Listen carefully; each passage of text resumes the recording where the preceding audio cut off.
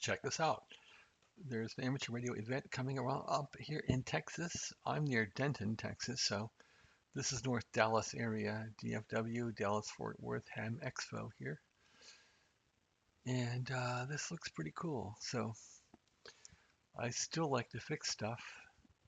The trouble is it's too expensive to buy things on eBay and you gotta pay shipping. So maybe I will go to this thing and look for some stuff to fix. So maybe I'm not done fixing, we'll see. I'm kind of done buying things on eBay though.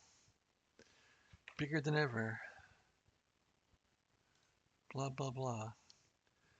I kind of black out the pictures though. Anyway, there's the URL right there, so you can copy and look at it. Home. Buy tickets.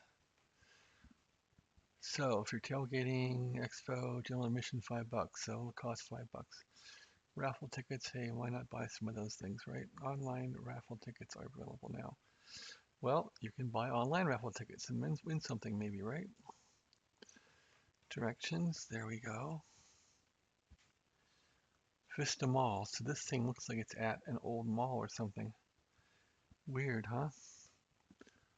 Schedule. Saturday, 7 a.m., of course, it's gotta be bloody early, tailgating. Saturday, what about Friday? Okay, Friday, 1 p.m., Expo opens, Saturday tailgating. So I guess they have an Expo on Friday and tailgating on Saturday. I would think they'd be tailgating on Friday too, but who knows? Will be open, and again, okay, ticket purchasers, what about indoor tables? Tailgaters. Well, there you go. Information for vendors. Vista Mall. Well, looks pretty big. Like everything in Dallas, right? Table assignments, vendor setup. Okay, here's the outdoor tailgate. Outdoor tailgate. So vendors inside.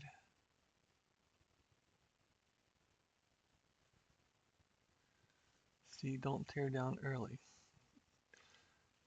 Tailgate, Lucille Amateur Radio Laura. Neat. Oh, tailgates are $10 each. Well, I'm not going to be tailgating, I don't think.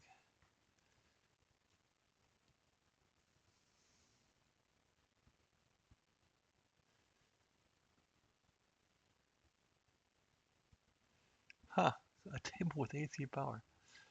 Neat. Cellular hotspot. Pretty cool, people.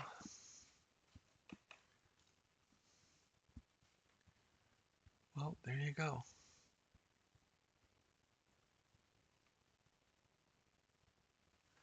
Looks like there's history of it. Ashes of Hamcom, the fourth largest Hamfest. Look at that. For 40 years. Until COVID took it out. Wow. Wow, wow, wow. So everything came to a stop. Hamcom had no money left. Hamcom was done. After 40 years, Hamcom was done.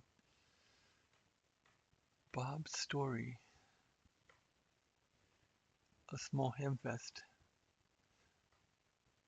Okay, he started this thing in 2022. 500 guests. Neat. 2024, it doubled. Look at that. Well, let's go for 2025, people. Come and have some fun.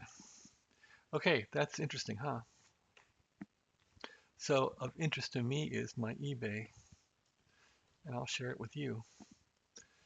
There's my eBay stuff. Look at that. I bought these to make a bunker buster. I want to make a bunker buster for the SB220, SB221 linear. These will be 450 UF caps that I'll put into those printed circuit boards I had made. for these capacitor power supply boards for the SB220, SB221. My theory is that if these will fit in my board, the 470 UF, bringing it up from like, what is it, 250, 350, 450, that ought to give you more torque power. Because when you're hammering this thing hard on single sideband with a voice peak, you're going to have a little more reserve power with these capacitors. So I'm going to call this thing a bunker buster. So since I exited ham radio, I didn't need this thing. And since I had a bunch of trouble with the SB104, I returned that SB104. I returned it back to this guy. He refunded me, but he didn't refund me $99. He refunded me like $50. So I'm asking him back for more money. We'll see how that goes. This thing, he didn't refund me $12 that I paid. He refunded me everything but 12 bucks. So these didn't fit my CX11 at all, and they got sent back. This guy is a real clown. This guy does not communicate. He doesn't send this. He does nothing. And I think he refused to cancel my order because he wouldn't send it. And then since I'm exiting ham radio, I didn't want this anymore. So he doesn't do anything. So I think tomorrow I got to report this guy to eBay. At least I think eBay steps in and forces him to refund me. We'll see. Not that it costs that much, but when you deal with little junk orders on eBay, it's really messy. Like this is kind of junk, really. Then I bought a bunch of 3055s for this power supply. This thing came as junk, really. And this power supply had shorted transistors. It had collector to emitter shorts. So whatever crap transistors were in this one, it didn't work out. So I spent $41 for 4 frickin' transistors. That's a fortune, you know, for these damn things. And what is that? 10 bucks a transistor.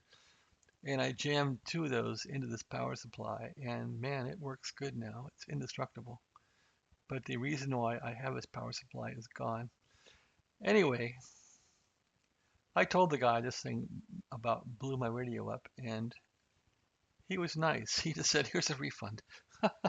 So I still have this power supply. And he refunded me because it was real defective. So that guy was really cool. And what else? This Signal 1 came. I paid a fortune for this thing, as you can see. I was in a bidding war, and I paid a fortune for it. This came to me non-working, and I had to fix it. And I sold it for $4,000, and I got $200 in profit because eBay steals a lot of money from you. But I didn't really buy this to profit from it. I bought it because I loved it. And I was bidding in the bidding war, and after I paid this much, I was heartbroken. I just didn't want to pay more than $1,000 for this thing. So, you know what I mean? It's one of those things where it's a hot potato, and you just kind of want to not have a hot potato in your hands. So that's how this whole thing worked out.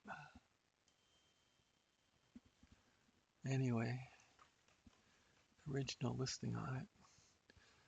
Yeah, it's a pretty radio.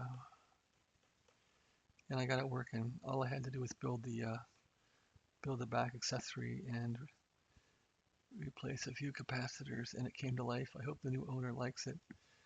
I should have kept it, but probably so expensive, and I'm kind of getting out of ham radio for the moment.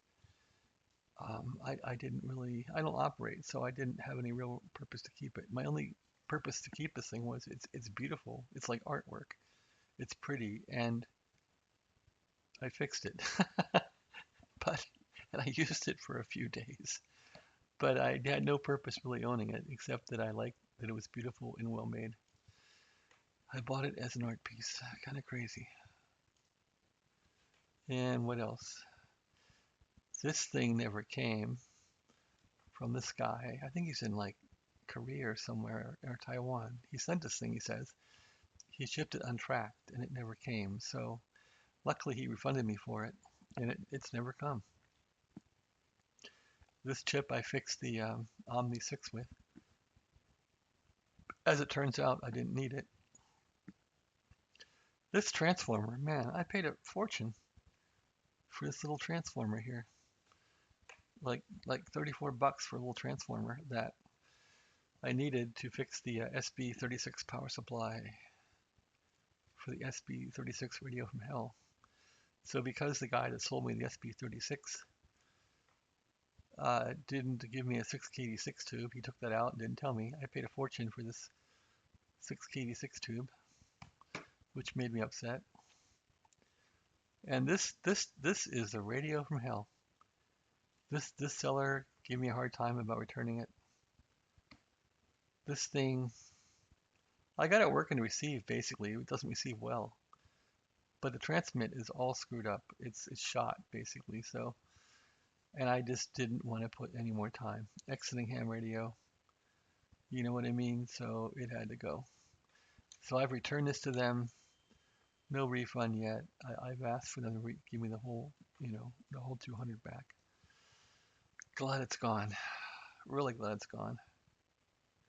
Although I had it working. It received anyway.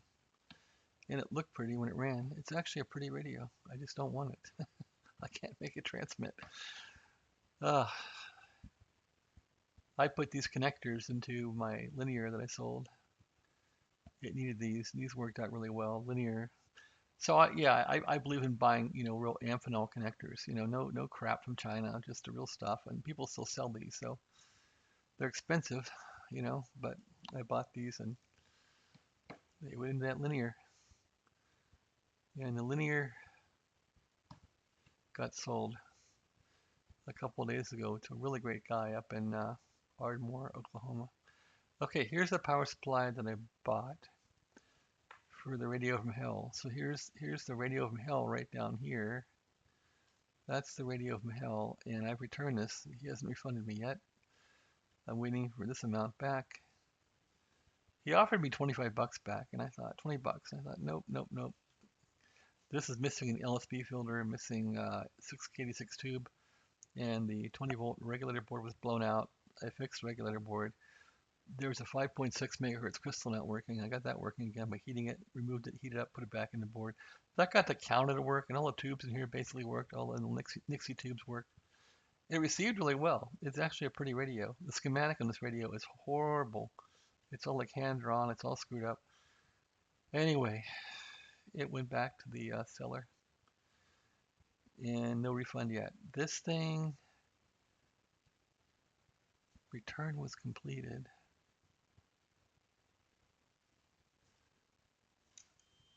Partially refunded. Yeah, I guess I did return that back. I didn't even know I did. Oh well. All right, that is my story on eBay. eBay's a rough place, that's for sure. It's just rough. All right, I don't plan to be buying any more stuff on eBay if I can avoid it. I plan maybe to sell a few things I might find at the Hamfest, but I don't think I'll be using it for buying. It's too expensive. But I guess I'm one of those bad people that fixes things and sells them for a fortune. I'm part of the problem. I am part of the problem. All right. Have a nice day, peeps.